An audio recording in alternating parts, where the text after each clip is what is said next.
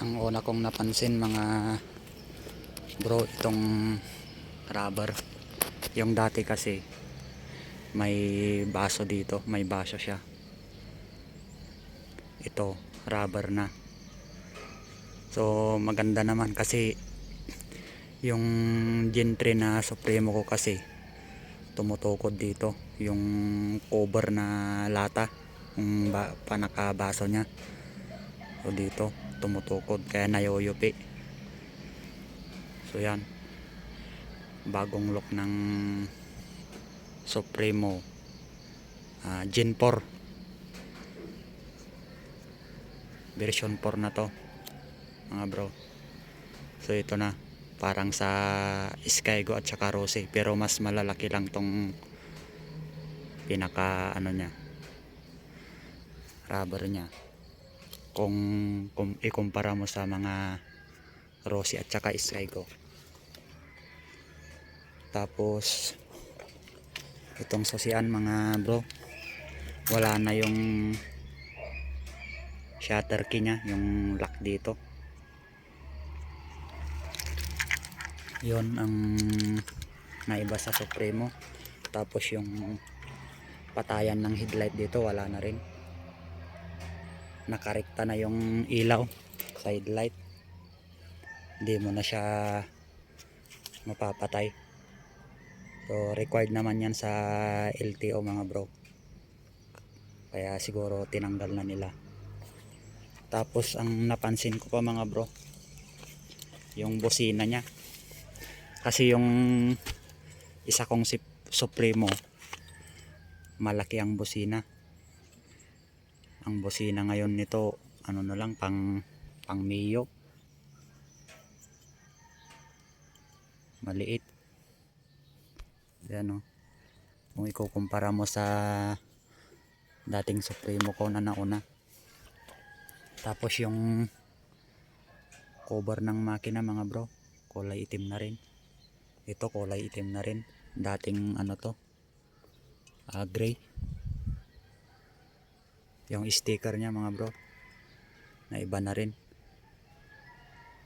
So yan na yung bagong sticker ng Supremo. Tapos dito sa likod yung shock din na iba na rin mga bro. Yung isa kong Supremo kasi yung Gen 3, may cover to lahat. Medyo may katigasan na rin tong shock sa likod mga bro. Ang kagandahan lang dito mga bro, naka-ready na siya talaga na pang single. Naka 43 teeth tong likod, 15 din sa harap. So kwan na yan, makukuha mo na naka single, pang single na sprocket mga bro.